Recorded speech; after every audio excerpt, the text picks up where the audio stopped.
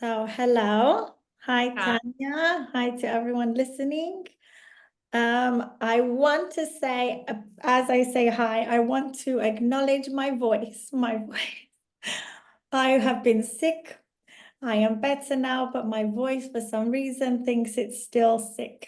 So Good. I apologize for my voice. I hope that we can get through this recording before my voice completely goes. But hi, welcome. You are episode 6 of our podcast. I would like to introduce you to everyone. You are joining us today to talk about relocating with children. When we get into it a little bit, it'll become obvious the reason why I wanted to do it with you will become obvious. But as we start every episode, it's good for you to just introduce yourself, I know a lot about you already, but for anyone who doesn't, it's nice for them to hear about who you are, what you do, and anything else you want to share. So I'll let you speak. Hi everyone, my name is Tanya Romanyukha. I'm originally Ukrainian. I'm from Ukraine, relocated. We are from Ukraine. We relocated in Cyprus in 2021, in late August. I am head of operations at TechIsland. TechIsland is largest tech association of tech companies, which is working in the form of non-profit and have impactful mission to change Cyprus and its perception as a tech hub. So our goal is to make life in Cyprus better for tech companies and their employees.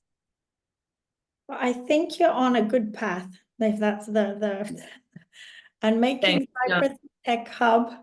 I think you've managed it. I think you've done it. Everyone I meet now, you say Yes. IT.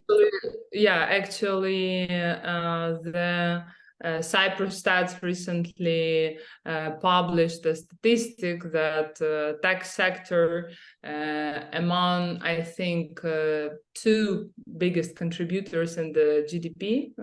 So it counts 2.1 billion of contribution by tech sector without counting let's say spendings of the salaries and extra impact which employees are making, relocated employees are making in Cyprus. So yeah, it's let's say it's mutual effort by the industry, the island, also the government, the state with their incentives program. So we're on a good track.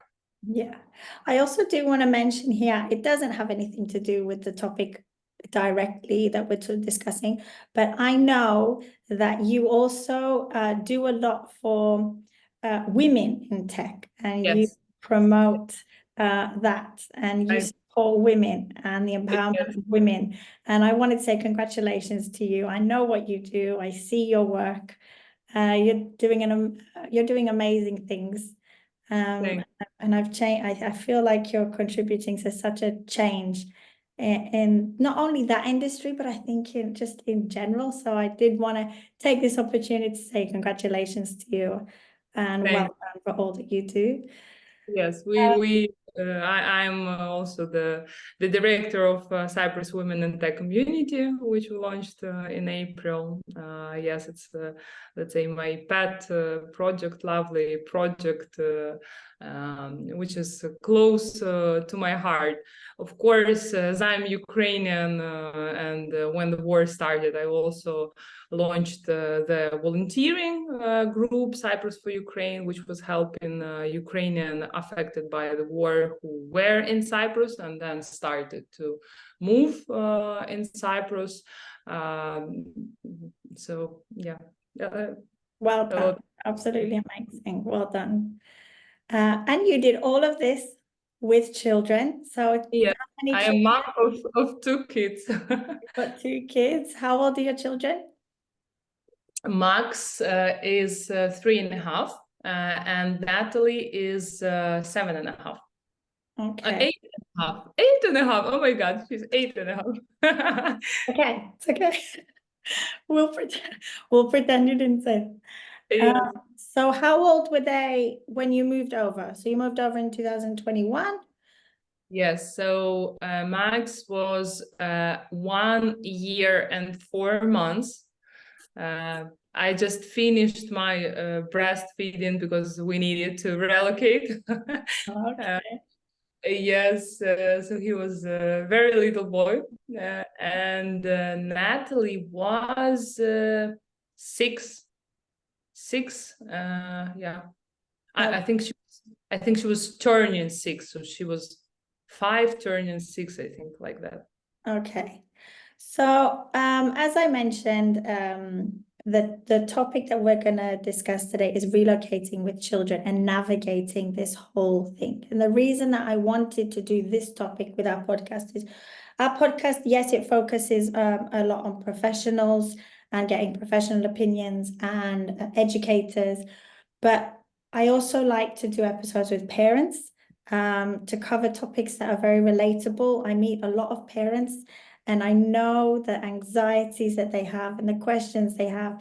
And some topics such as this, I know that I meet a lot of families that relocate. Doing what I do, most of the families that I meet are families who have relocated to Cyprus.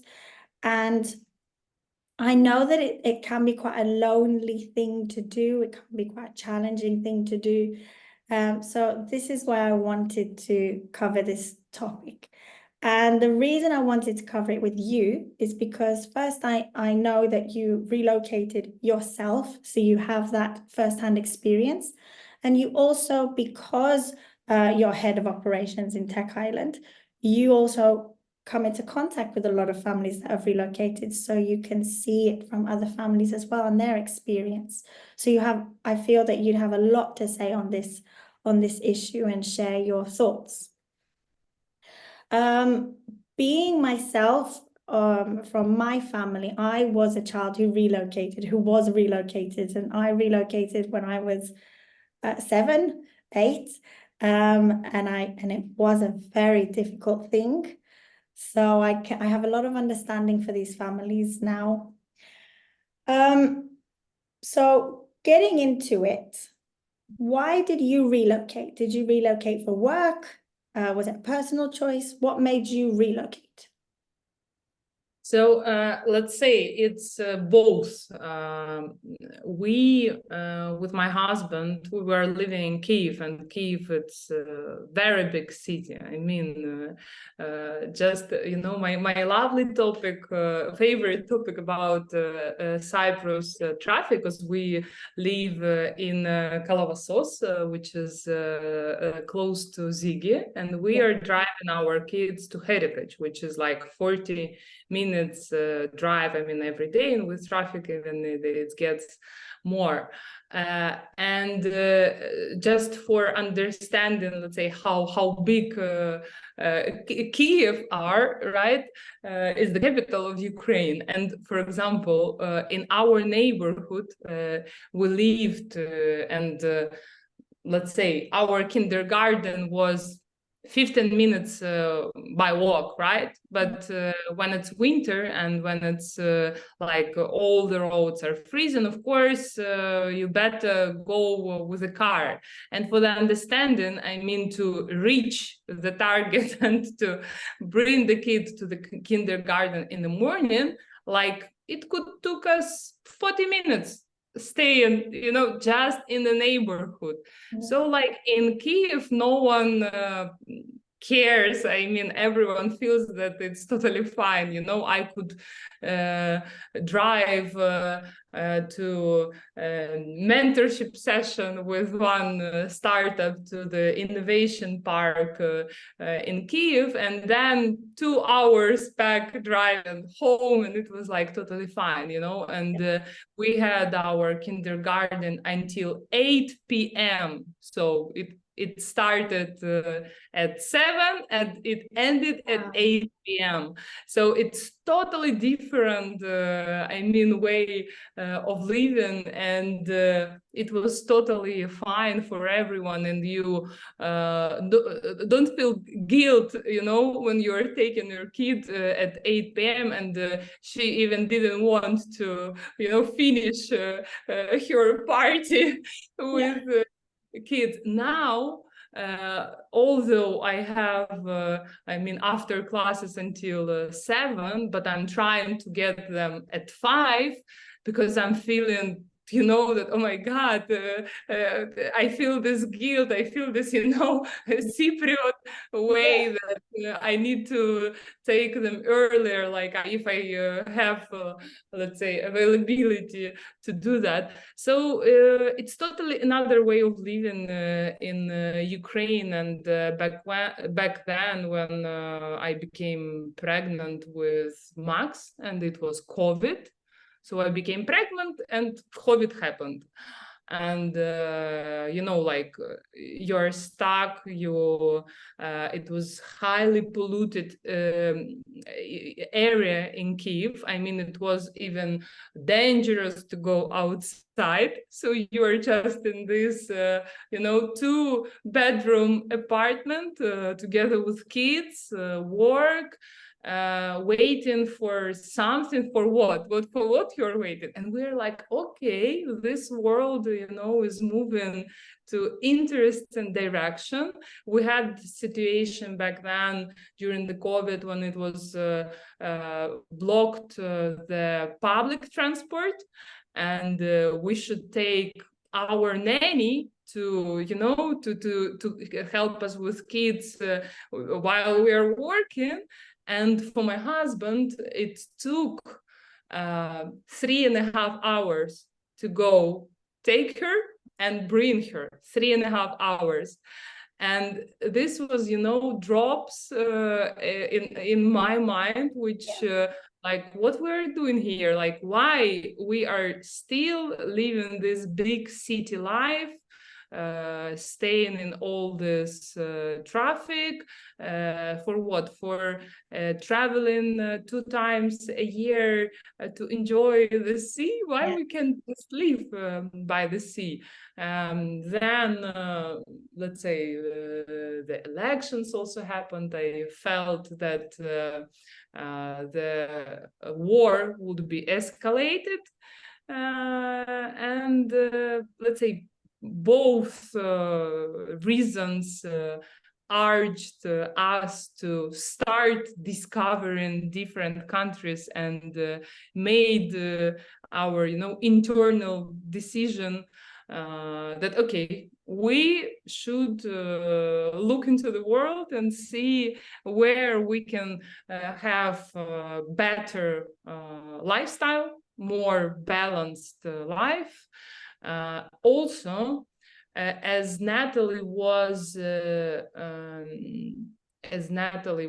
almost, you know, in this early school years, we started to look into the education sector in Ukraine. We realized that all private schools, I mean English schools, they have maybe one native speaker teacher, you know, and school which had the proper setup with teachers, it was one school.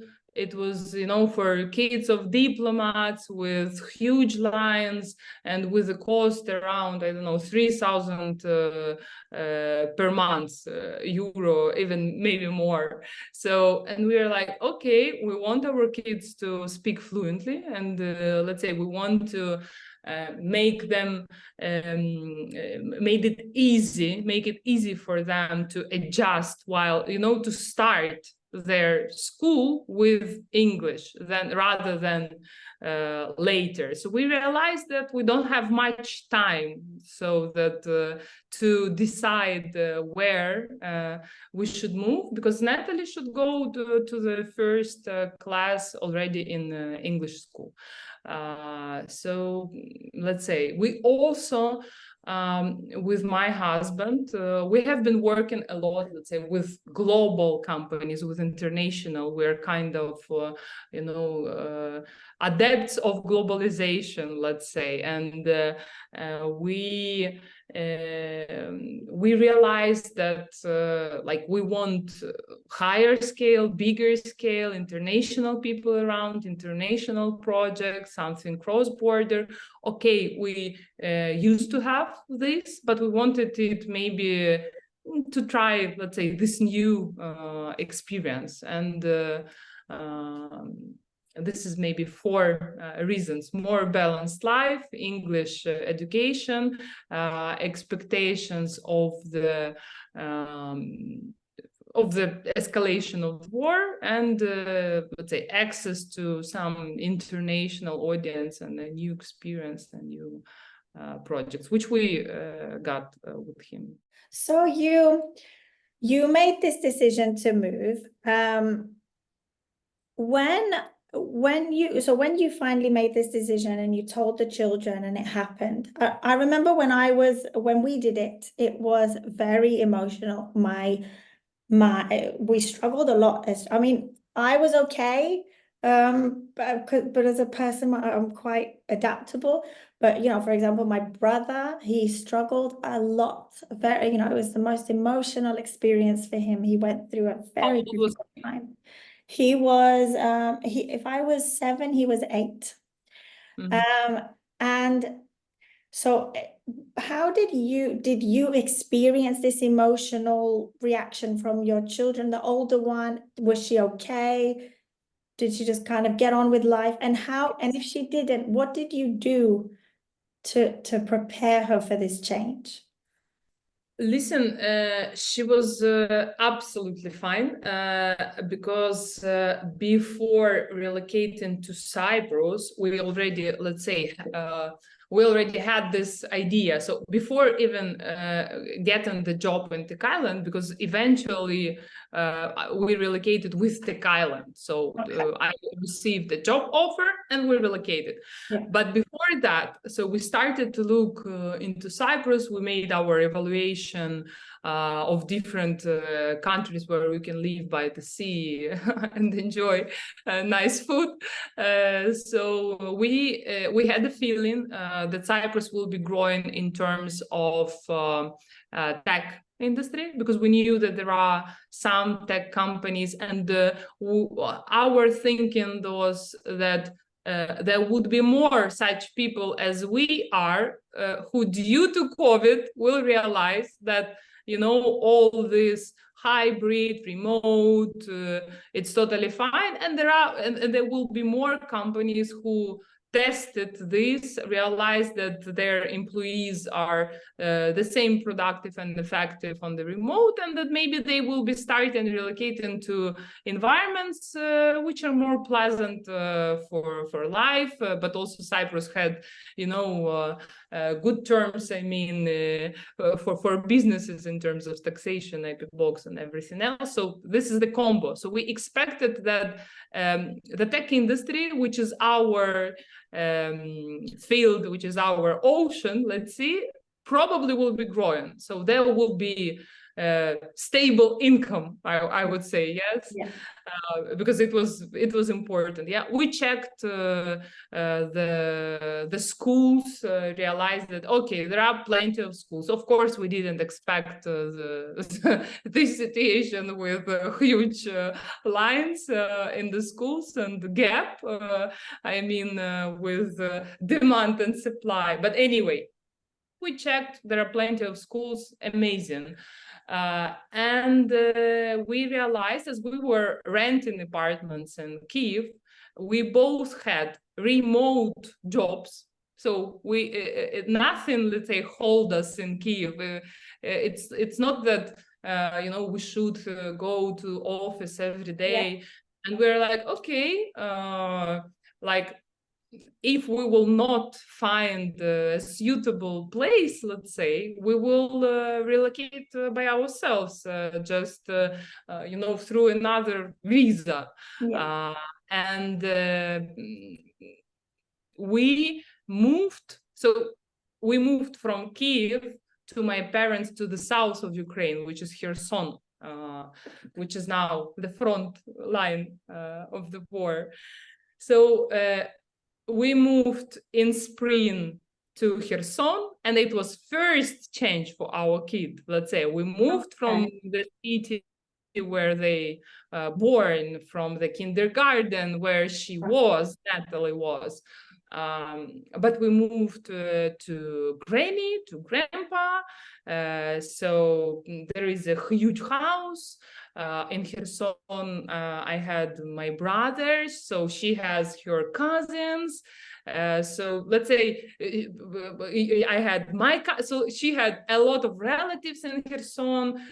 We found amazing kindergarten, which was like brilliant. So for her, it was even easier. And we relocated in the best time, I mean, in spring, summer, where she was just enjoying, and she was totally fine. So when we decided to move to Cyprus, we just let's say, and she is adventurous and we are adventurous. For Max, of course, it was like he was too young to think about it. But for her, she already, let's say, changed the environment.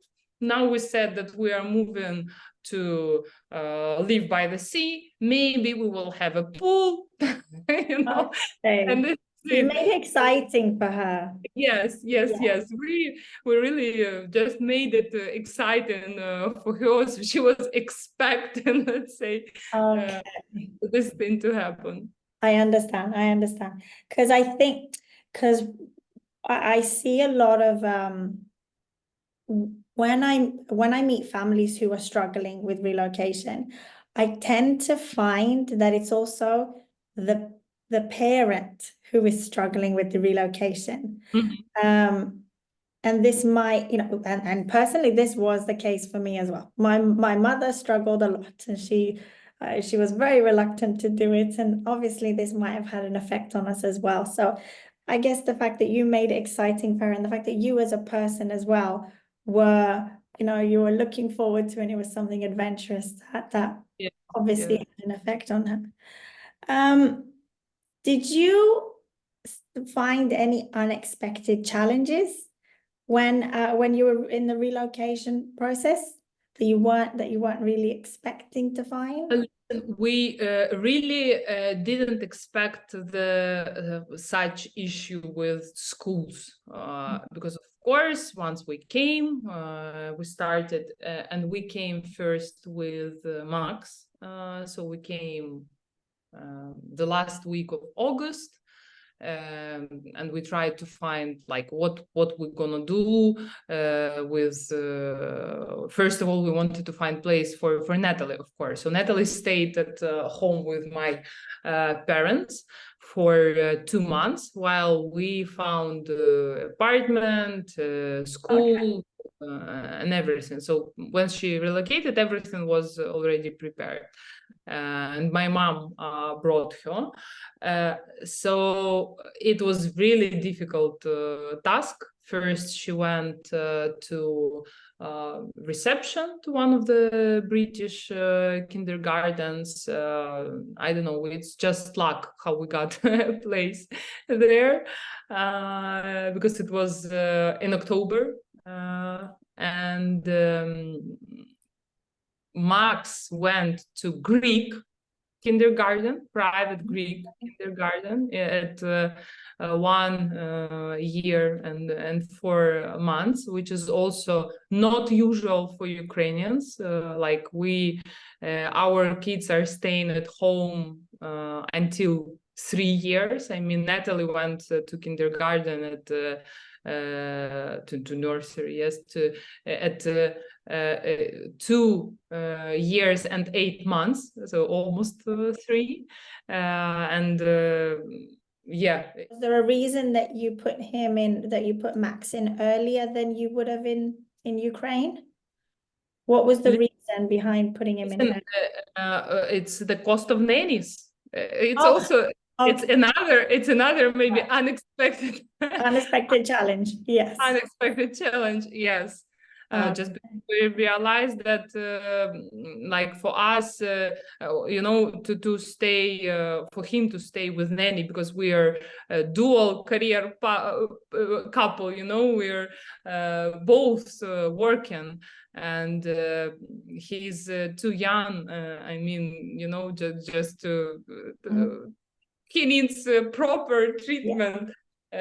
So we realized it would cost a ton for full time stay, and we realized that we need to check how he gonna be in the kindergarten in Ukraine. I mean, I don't know, it was back then our nanny cost us €2 per hour, 3. So yeah, very different in Cyprus. it's very different. Very different in Cyprus. Okay. Yeah. I wanted to ask, when you were relocating, what did you look at in the neighborhood that you were going to choose? So when you were looking for a house or a flat, what were you looking for in the area? Did you take into consideration that you wanted it to be a good area for your kids? And if so, what were you looking for? Listen, for us, it was important to have kind of silent neighborhood. So we wanted calm because we are very active. We are very social. We meet a lot of people. So for us, it was important that it's not the noisy place. It's not the city center. For us, the view is also important. When it's not packed houses and you see all your neighbors. I don't like that stuff.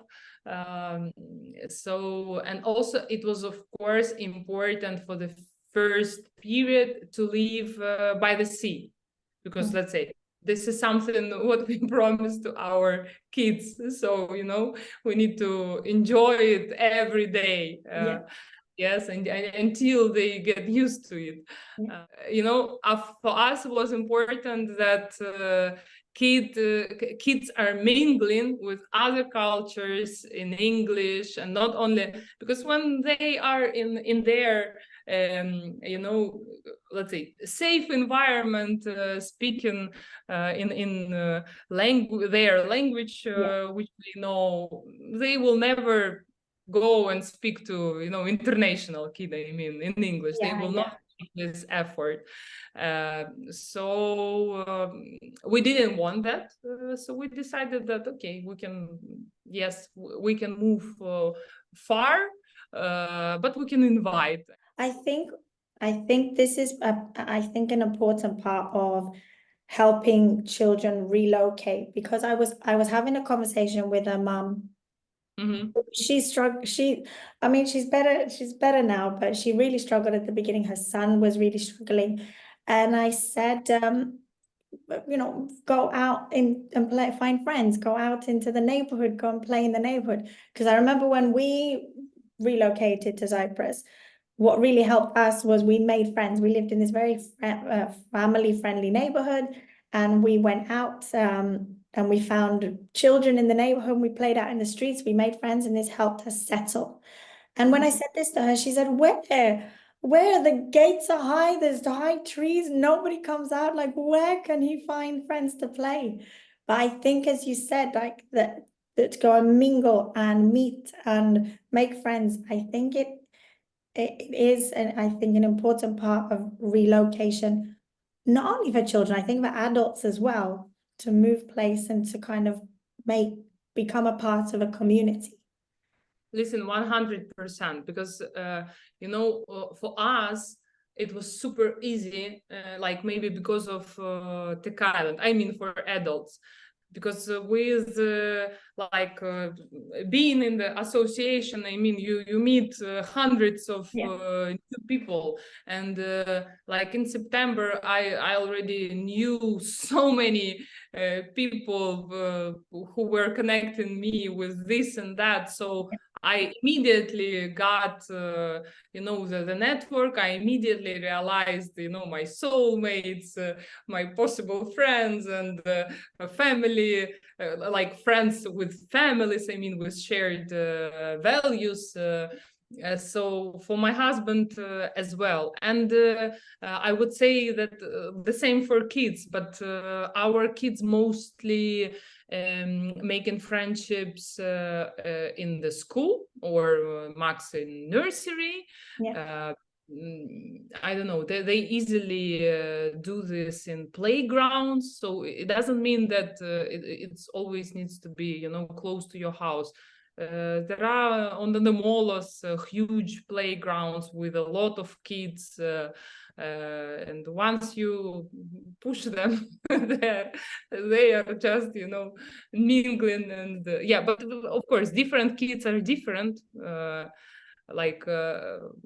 Our Natalie is super independent and super confident and easygoing girl.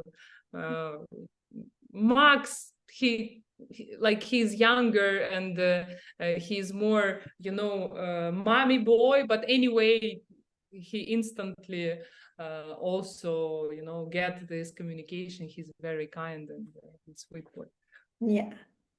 So what, from your experience and from your beliefs and your opinions, what benefits do you feel children gain from relocation? Long-term benefits, right? Long-term benefits. I feel that it's a huge benefit for them. I mean, education, English language, international environment, another culture, because of course we are, I mean, integrating in Cyprus culture, and we started to follow, the holidays as they are in Cyprus, because when we relocated in Ukraine was a slightly another calendar. I mean, everything. What else? International friends also. I feel that for kids it's a huge benefit. Maybe this relocation is giving them more open-minded approach to the world, to people, more acceptance to diversities, and to something which is uncommon. What would you mentioned holidays and kind of helping them create this open mind. What advice would you give to a family relocating, and in terms of integrating into the culture? Like, so for example, my mother, who's British, she wanted to maintain those British roots, she won't accept, for example, that Mother's Day in Cyprus is always in May. She maintains that Mother's Day is in March because that's how it is in the UK, and she really wanted to keep those roots. What is your advice with kind of balancing keeping our roots when we relocate, but also integrating into this new country that we've come? Listen, I feel that it's important to be open-minded and focus on the benefits of the country.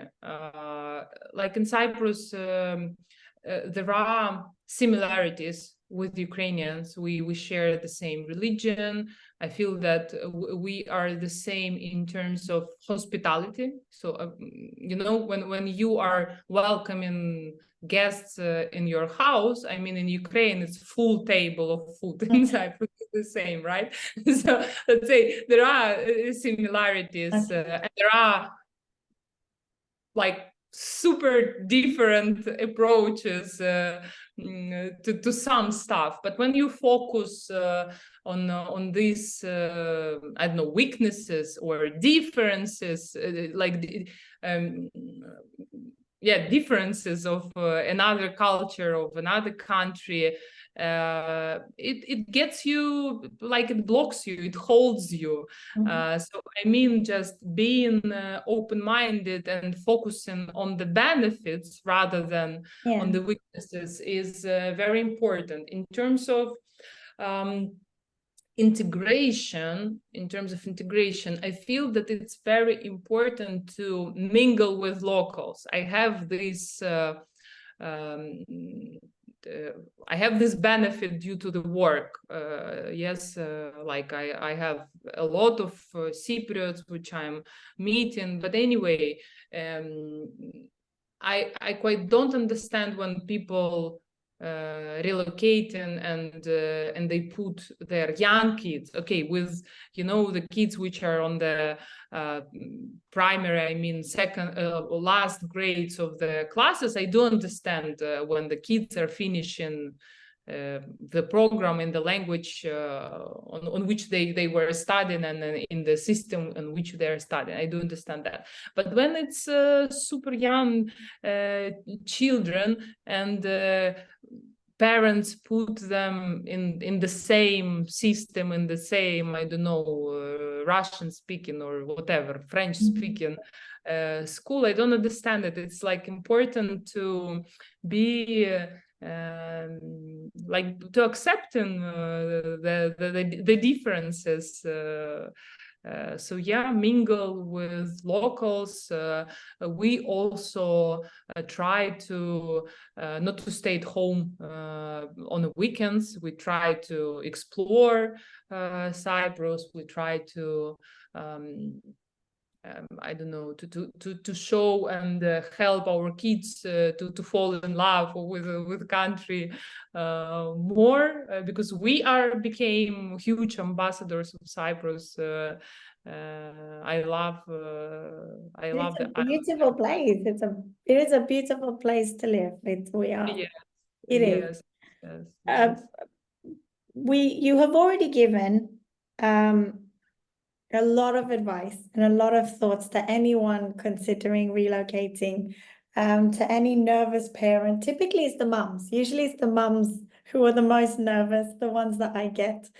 But is there any other advice you could give to someone who's about to relocate, or is nervous or about relocating, or who is struggling after relocating? What is there any other advice that you'd give that we haven't mentioned? Listen, in our situation, let's say it was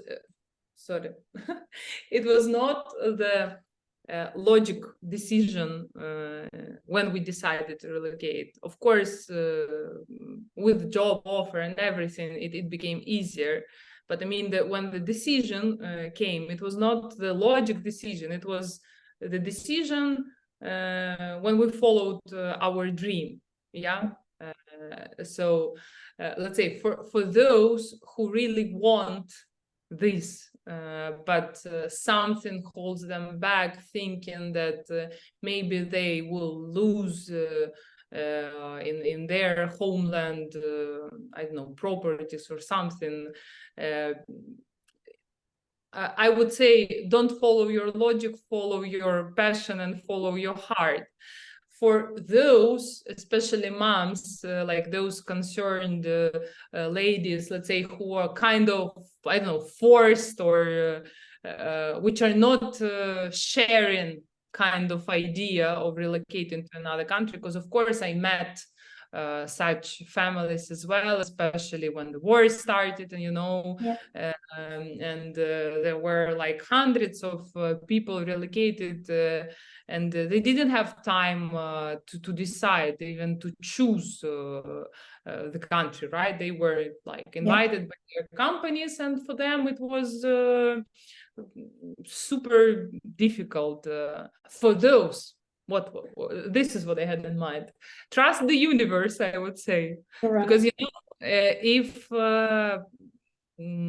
I believe that if something is given to you, it's for the reason, and it's not for the bad luck and for the false outcome.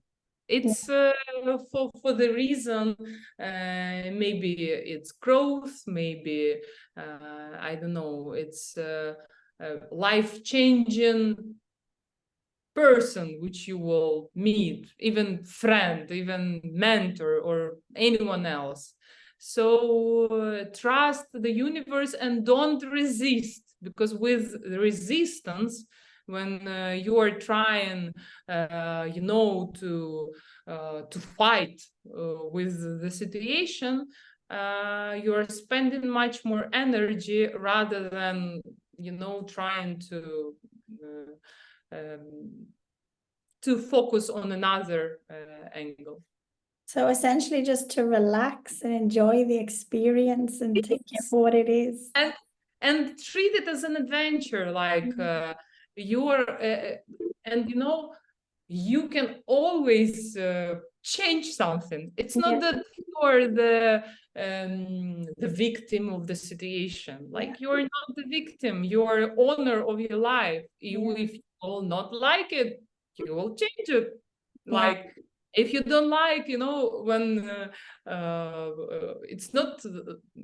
I hope that there are less such comments now in Cyprus, that there are not enough culture, there are not enough events. Like, okay, of course, we don't have, I don't know, huge historical London museums or such kind of stuff, yes, or opera theaters or something.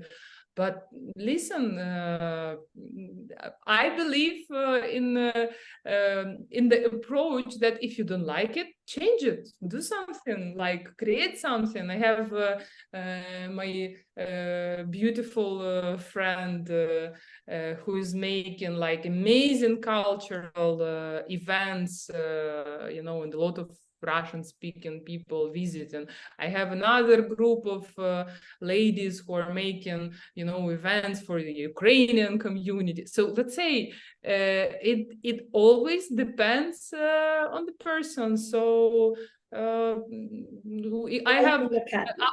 I have my board members and our members, who are investing in the skate park and launching the skate park, which is now one of the biggest in Europe. So do it, and everything will be better. Just not focus on yourself. Try to give back, try to create impact, try to volunteer, try to join community, try to mingle with the environment and with the community and with the culture which is in the country, and respect this culture and respect these rules. Don't try to come and just again resist and push and pretend that you know better, and no, respect, by mingling us with Cypriots, with other cultures, we are all changing. We are all, like I don't know, brilliance, like a stones, right? We are slowly by each other tuning ourselves and becoming slightly different people. That's a very inspiring way to look at it. That is, it's a really beautiful way to look at it. I love everything you just mentioned. And I think it's something that can, in the stress of everything, you can forget to look at it like that. But it is true. And That was very inspiring. Generally, you generally are, as I said at the beginning, you are an inspirational person. I want to thank you again. Thank you. That Thank was you. a lovely note to end on. I want to thank you so much for taking the time to have a chat with me. I really feel that even if it's just that ending speech, if somebody just listens to only that, that will help. I'm sure it will. Anyone who's struggling with it. So thank you. Thank you so much. It was really a pleasure chatting with you today. Yes, for me as well. It was really interesting questions. I am used to discuss tech industry, tech ecosystem, startups, venture capital, and it's really unusual, to dive into such personal feelings and techniques. So it was even, a pleasure for me to dive and look back and think, what helped us, how did we overcome it? Because I never, reflected on my relocation experience. Well, I'm glad you did. And Yeah. thank you. So thank you to everyone who listened. Thank you again. And for now, we will say bye-bye. Bye.